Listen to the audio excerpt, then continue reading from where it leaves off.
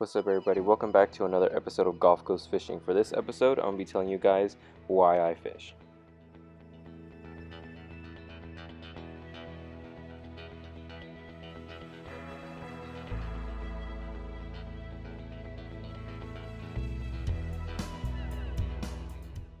Alright, everyone, I have four main reasons why I go fishing.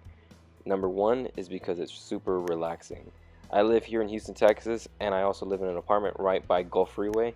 And for you guys who aren't familiar with that, it's basically just a really long road that goes all the way towards Galveston, and then you can take it all the way into the city of Houston. So like, I'm right smack dab in the middle. So I get car chases, ambulances, fire department, even the airport's around here. So I hear all the city noise.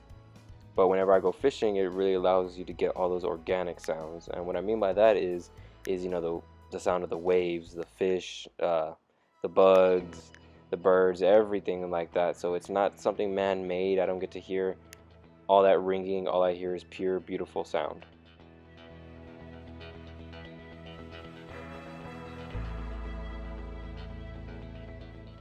Okay, guys, so the second reason I love fishing so much is that it keeps me off my phone.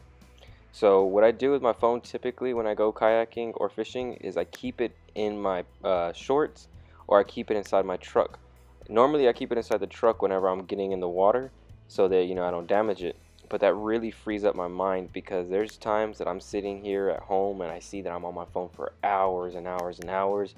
Even at work, I use a type of phone for my scheduling, and I use it for helping me tell my other employees where they need to go and stuff like that. So I'm always looking down at a phone and always on a computer doing scheduling. So whenever I go fishing, it really allows me to be away from that technology, and it really allows me just to be by myself and observe nature and be just be cautious of what's really out there, not having to see everything through a screen.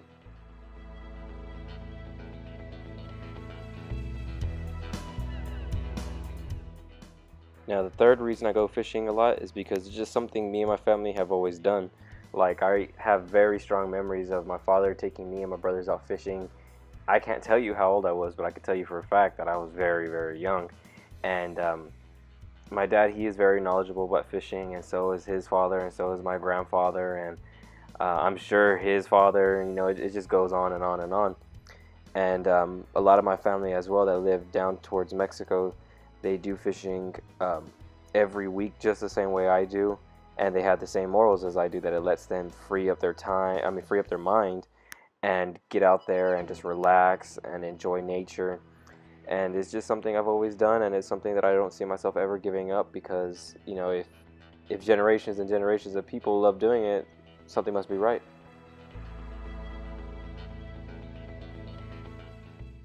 And to add to that, I'm actually going on a trip with my father and my two brothers down south, to go visit my family members, because it is the anniversary of my great-grandfather's passing. And he was a really amazing fisherman as well. He enjoyed fishing all the way up until the end. So, and also, like I said, my cousins and my uncles down there as well love to fish. So we're actually planning a fishing trip while we go down there in his memory. The reason I go fishing is because I feel that fishing has an ability to bring people together. And basically that's half the fishing and half the meal you get afterwards. Because when I go fishing with my family members and my friends, and it just amazes me how catching a fish and that excitement and that thrill really brings people together. It really brings people together, and it makes them bond, and it makes them have a great time, and laugh and get angry. It's a lot of emotions. If you miss a fish, it makes you angry, but you got your fellow friends or family members around you, and it makes you laugh at the end, because you're like, wow, like that was crazy. And also, it brings people together in the food aspect, because I feel that if you catch a big enough fish, or you catch enough fish and you're able to take them home, you could prepare you a really nice meal. You could go with your family to a grocery store, pick out the ingredients, make it yourself, put some music on in the kitchen, have everybody cooking on a side dish or on the main course, and just have a great time. Like it's really amazing. I've done it plenty of times, and I love the feeling it gives me that whenever I come home and I have a big enough fish, or I have enough catches, that it makes a meal for me and another person, or more than one person. then it really does make it worthwhile. Like I just love the feeling. And lastly, the curiosity is what keeps me coming fishing. There's been plenty of times when I go fishing and I hook up to something and I have no idea what it is. I've seen plenty of fishermen on YouTube that hook up and they're like, oh yeah, that's fighting like a redfish. Oh yeah, that's fighting like a trout. Me, I have no freaking idea. Honestly, I can tell you honestly, I have 9 times out of 10, I don't know what the hell I'm hooked up to. And I have no shame in admitting that. I don't know what fights feel like or anything like that. I just know I gotta fish. I love the curiosity. There's times where I've hooked up to a fish and it's gone away and it's been such a great fight or such a strong pull that I'm left, speechless. Like, what the heck was that? That curiosity is what keeps me coming back.